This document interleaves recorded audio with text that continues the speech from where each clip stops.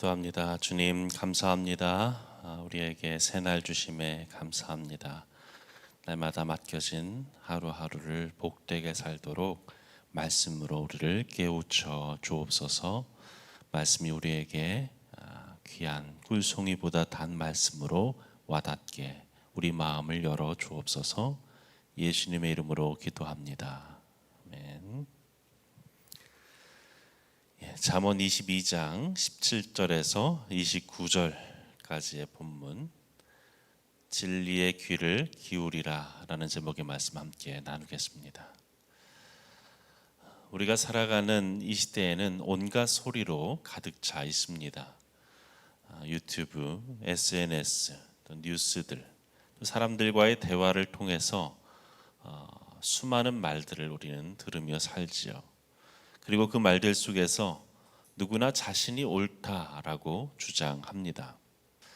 오늘날을 포스트 모더니즘이라고 말하죠. 절대적인 기준이 사라지고 각자 자기가 옳다라고 믿는 길을 걸어갑니다. 하지만 우리가 살아가는 이 세상은 그렇게 자기 스스로 옳다라고 주장하면서 살아갈 수 있는 시대가 아닙니다. 진리가 그 어느 때보다 필요한 시대입니다. 오늘 말씀은 우리에게 그 진리를 말씀하고 또 그 진리의 귀를 기울이라고 말씀합니다. 17절에 보면 귀를 기울여 지혜자의 말씀을 듣고 내 마음을 명철에 두라 라고 말씀합니다.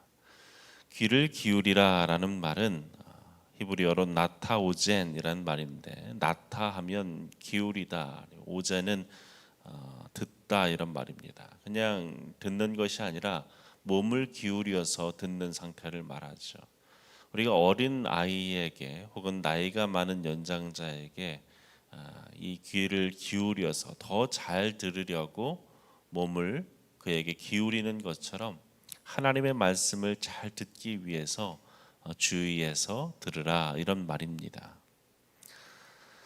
그렇다면 우리가 이 시대의 진리에 귀 기울이면서 어떻게 바르게 살아갈 수 있는가? 오늘 본문은 세 가지 길을 가르쳐 줍니다. 첫째로 시대의 소리를 따르지 말아야 합니다. 본문 17절에서 지혜자는 말합니다. 귀를 기울여 지혜자의 말씀을 듣고 내 마음을 명철에 두라. 그래서 듣다라는 말은 샤마라는 단어를 쓰고 있습니다. 샤마라는 말은 쉐마의 동사적 표현입니다.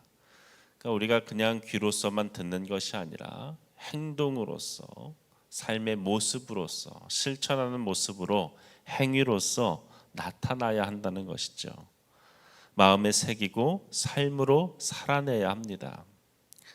세상은 이렇게 속삭입니다. 네가 중심이다. 네 뜻대로 살아가라. 너의 판단대로 살아가라 라고 말합니다.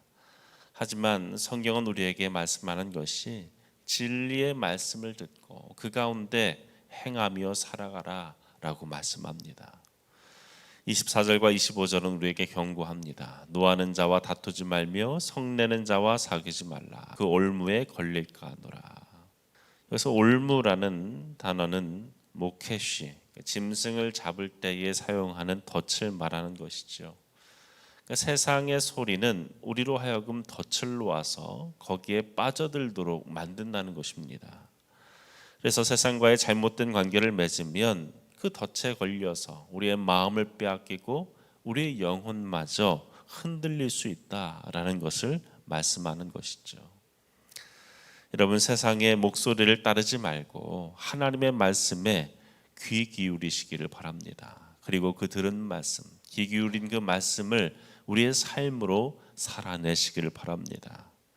세상의 길은 화려해 보이지만, 세상의 말들은 우리에게 달콤하게 들려지지만, 우리가 정말로 따라야 할 것은 여호와 하나님의 말씀입니다.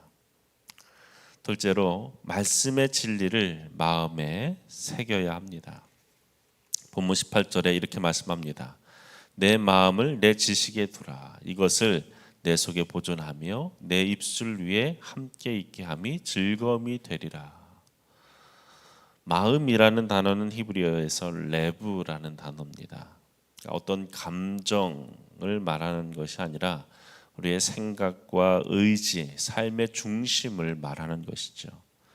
그래서 말씀을 귀로만 듣는 것을 말하는 것이 아니라 삶의 중심을 향하는 것을 의미하는 것입니다. 사람은 무엇을 들으며 사느냐에 따라서 생각이 달라지고 그 생각이 달라짐으로 행동하게 되어집니다. 또 행동한 것이 우리의 습관과 인격을 만들어 가지요. 말씀을 흘려보내면 어느새 세상의 소리가 우리의 마음을 차지하게 되어집니다. 야고보서 1장 22절은 말씀합니다. 너희는 말씀을 행하는 자가 되고 듣기만 하여 자신을 속이는 자가 되지 말라. 예수님도 말씀하십니다. 너희가 내 말에 거하면 참으로 내 제자가 되고 진리를 알지니 진리가 너희를 자유케 할 것이다 라고 말씀합니다. 우리가 주님의 말씀에 거할 때 참다운 진리를 우리가 누리게 될 때 참 자유를 누릴 수 있다라고 약속하십니다. 여러분, 말씀은 우리를 세상의 소리에서 자유케 하고 하나님의 뜻 안에 거하게 합니다. 오늘 한날 말씀을 깊이 묵상함으로 그 말씀이 우리의 삶의 중심이 되도록 삼으시기를 바랍니다. 마지막으로 지혜를 다음 세대에 전해야 합니다. 본문 19절은 이렇게 말합니다. 너의 확신을 여호와께 두게 하려 하며 내가 오늘 이 일을 내게 알게 하였노라.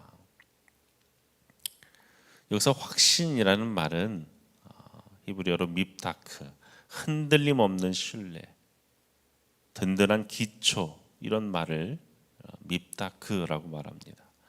그 말씀을 들었으면 그 말씀을 우리의 기초로 삼고 그것을 전수해야 한다는 것이죠. 든든한 그 말씀이 내 안에 있다면 그것을 나에게서만 그치는 것이 아니라 전해야 한다는 것입니다. 본문 28절은 우리에게 이렇게 경고합니다. 내 선조가 세운 옛 지계석을 옮기지 말라. 지계석이라는 것은 땅의 경계를 말하는 것이죠. 여기서 말하는 지계석의 의미는 조상들이 물려준 영적 유산을 말하는 것입니다. 그러니까 신앙의 경계가 무너지면 우리의 영적인 모든 삶이 무너질 수 있음을 경고하고 있는 것이죠. 교회는 교회다움을 잃고 세상과 구별되지 않는 집단으로 변질될 수 있는 것을 이 지계석이라는 표현을 통해 우리에게 경고하고 있습니다. 우리가 반드시 고수하고 지켜야 할 영적 경계들이 있다는 것이죠. 바울은 디모데후서 3장 14절에서 이렇게 말합니다. 그러나 너는 배우고 확신한 일에 거하라. 또 어려서부터 성경을 알았나니 성경은 능히 너로 하여금 그리스도 예수 안에 있는 믿음으로 말미암아 구원에 이르는 지혜가 있게 하느니라. 어려서부터 배우고 확신한 일에 거하라 라고 말씀합니다. 디모데가 가지고 있는 장점이 그것이었죠. 바울의 제자가 될 수 있는 아주 중요한 요건이 바로 어렸을 적부터 배우고 익힌 그의 자세가 바울에게 있어서 아주 중요한 제자로서의 자질이었습니다. 우리가 이 시대 가운데 우리가 품어야 되는 우리의 자녀들, 또 교회 안에서의 영적인 영향을 주어야 하는 이들, 그들을 우리가 잘 기르고 또 말씀 가운데 가르쳐야 합니다. 그것이 한 세대라도 멈춰진다면 지혜는 끊어질 수밖에 없고 우리 세대에서 멈추게 될 수밖에 없습니다. 세상은 진리를 왜곡하고 희석하려 하지만 하나님의 말씀은 시대를 넘어 흐르는 강물처럼 계속 흘러가야 합니다. 우리 때에 받은 그 은혜의 말씀, 내가 지켜야 되는 그 지계석이 되어지는 그 말씀들을 우리의 후대에 전달할 수 있기를 간절히 바랍니다. 사사시대에는 사람이 각기 자기 소견에 옳은 대로 행했다라고 말씀합니다. 오늘날도 다르지 않습니다. 사람들이 자기의 소견에 옳은 대로 살아갑니다. 심지어 교회조차도 세상의 흐름 속에 휩쓸리며 흘러가고 있죠. 이제 우리는 진정 말씀으로 돌아가야 할 때가 아닌가 싶습니다. 주님을 바르게 믿고 믿고 따르는 것이 무엇인지를 말씀 속에서 그 원리들을 찾아야 합니다. 오늘 이 말씀에서처럼 귀를 열어 들으시길 바랍니다. 또 마음을 열어 새기시고 그 지혜의 말씀을, 그 지혜의 영적인 교훈들을 다음 세대에 담대히 전하는 저와 여러분 되기를 주의 이름으로 축원합니다. 기도하겠습니다. 아버지 하나님, 우리의 귀를 열어주셔서 말씀을 듣게 하여 주옵소서. 우리의 마음을 열어주셔서 진리를 새기게 하여 주옵소서. 세상의 소리에 휩쓸리지 않고 주님의 말씀에 집중하는 우리의 마음, 지혜로운 자들이 다 되도록 도와주옵소서. 이 말씀을 우리의 다음 세대에 바르게 전할 담대함도 허락하여 주옵소서. 예수님의 이름으로 기도합니다. 아멘. 우리 말씀 기억하며 기도하겠습니다.